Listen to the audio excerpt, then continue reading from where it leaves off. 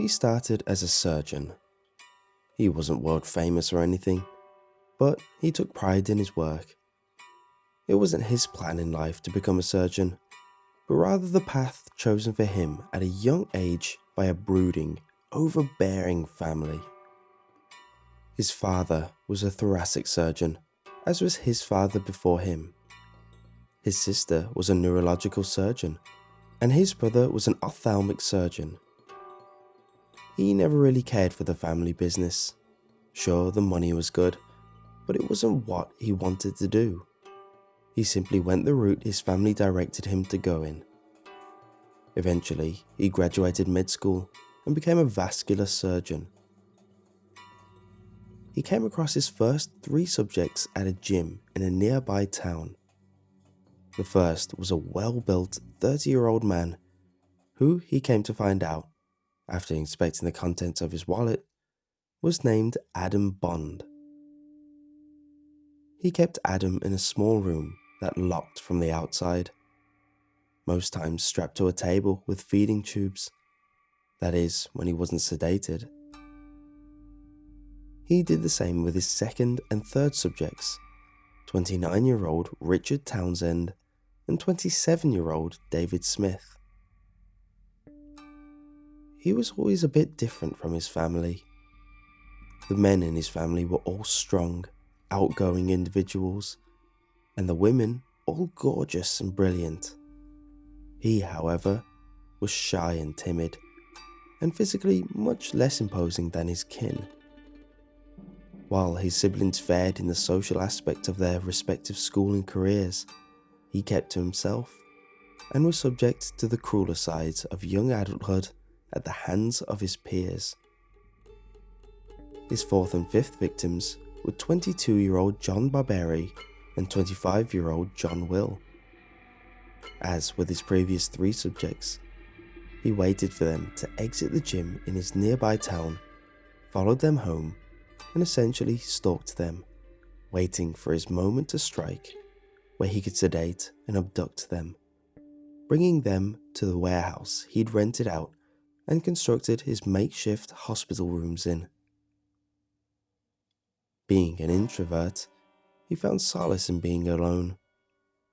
He chose, in favor of the normal nightlife of a wealthy surgeon, to stay by himself, going so far as to not interact with anyone outside the walls of the hospital at which he was employed. He spent his time studying, learning more about the profession he was pushed into, seemingly deciding to give it his all, even though it wasn't his primary interest in life. Once he had his 5 subjects in the warehouse, all under sedation, and essentially with their lives in his hands, he began the next step of his plan.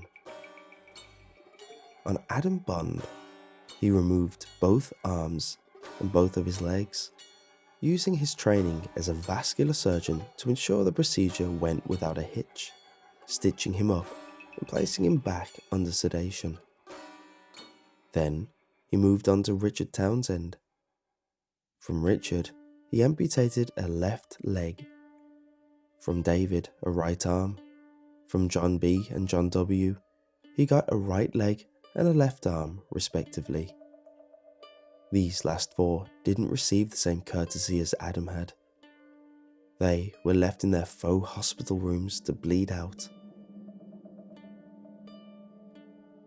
Due to his solidarity, he eventually spent too much time in his own head. He began having the feeling that he was wasting his life, and that he had a bigger project on which to work. This revelation came while going through an old photo album of his childhood. It was a picture that reminded him of the one passion he'd ever had. He had always been fascinated by marionettes. He'd been introduced to them at the local children's theatre at a young age and harboured a deep-rooting longing to learn and perfect the craft, which is something he came close to in his lonely childhood. Something snapped at him when he saw that picture, and he never showed up for work again. amidst the screams of his other 4 expiring victims. He then proceeded to attach each severed limb to the torso of Adam Bond, ignoring the expertise he possessed to perhaps allow the limbs to work, at least in a minimal capacity. Instead, he focused all of his attention on keeping Adam alive.